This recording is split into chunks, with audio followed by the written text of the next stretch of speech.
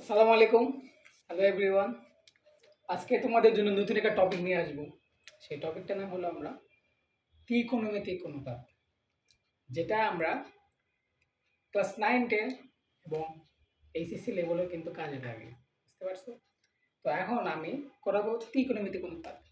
তো আমি একটু বেসিক দেই কিভাবে আমরা কিভাবে কাজগুলো আগাবো। ত্রিকোণমিতিক অনুপাতটা কি আসলে? কি বলবো ভাইয়া? ত্রিকোণমিতিক অনুপাত কি বলবো ভাইয়া?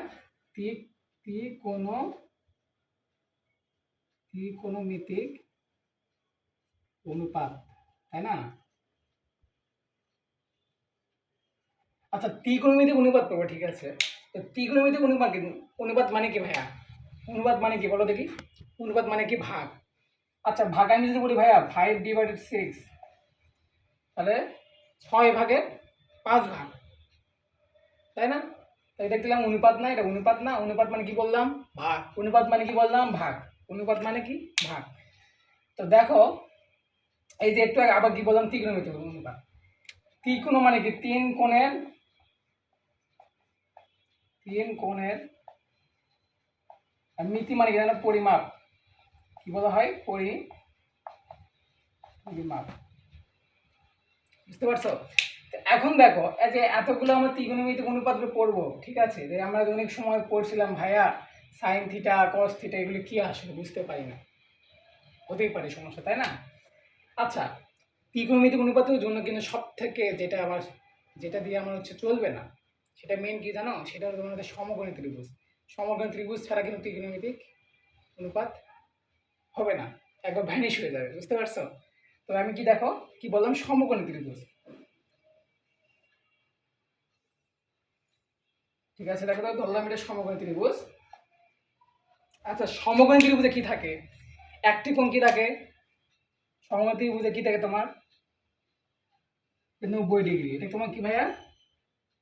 90 ডিগ্রি। ধরলাম এটা এ বিন্দু, এটা বি বিন্দু, সি বিন্দু। বলতে পারো ভাই আমি এটা কিভাবে বুঝবো যে কোনটা ভূমি কোনটা লম্ব? বলতে পারো। আমি তোমাকে বলি ভাই, এখানে এবিসি দেওয়া আছে, তো এবিসি এখানে এখানে ভূমি কত? অনেকে বলবে ভাই এবি হবে না, অনেকে বলবে বিসি হবে ভাই ভূমি। কে আমি কি ইন্ডিকেট করে দিয়েছি? তার জন্য কি লাগে জানো? থিটা। তার জন্য কি লাগে? একটা কোণের মাপ লাগে। একটা কোণের কি লাগে? মাপ লাগে। তাছাড়া কিন্তু বুঝতে পারবো না যে এটা আসলে ভূমি নাকি। তুমি এখন কি বললা যে ভাইয়া বিসি তো আমরা পড়েছি ভাইয়া, বিসি তো আমাদের কি ভূমি পড়ছি আমি, আর এসি পড়েছি আমরা কি পড়েছি? এসি কি পড়েছি আমরা? এসি পড়েছি আমরা কি পড়েছি? লম্ব পড়েছি। কিন্তু আমি কিভাবে কার অ্যাঙ্গেলে আমি করব? থিটার অ্যাঙ্গেলে। কার অ্যাঙ্গেলে করব? কার অ্যাঙ্গেলে হিসাব করব আমরা?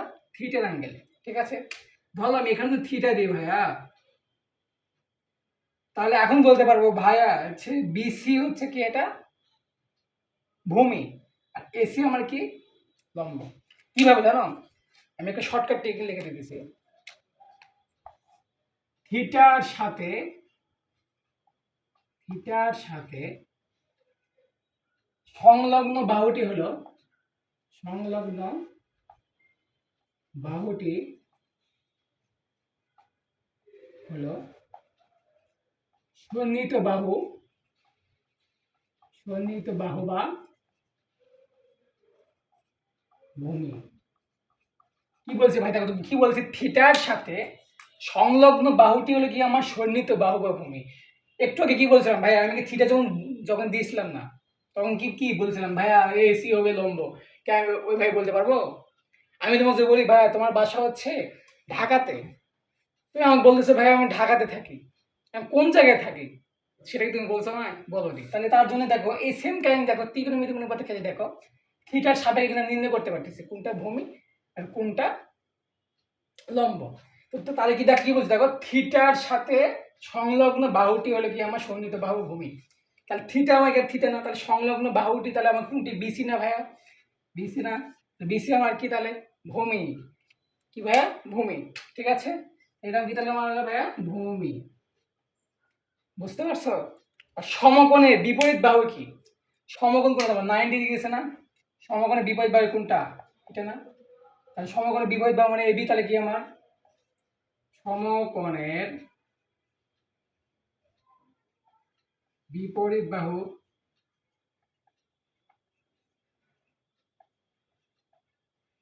অতিভুজ। কি ভাইয়া? অতিভুজ। আর লম্ব কি হবে? থিটা কোণের বিপরীত বাহু।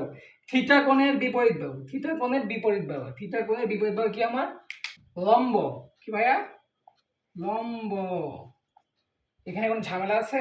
আবার বলবো তোমরা তো, আবার বলবো তোমাদের, থিটার সাথে সংলগ্ন বাহুটি হলো কি আমার সন্নিহিত বাহু বা হচ্ছে ভূমি। দেখো থিটার সাথে সংলগ্ন বাহুটি হলো আমার কি? ভূমি।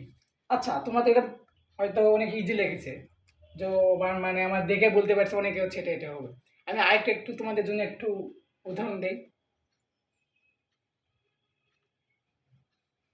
আচ্ছা ভাইয়া, আমি যদি এরকম দিই,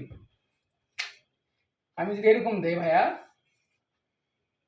তাহলে এটা দিলাম থিটা, দিলাম থিটাতে না, এটা 90 ডিগ্রি না, এই ধরলাম, বি ধরলাম, ই ধরলাম।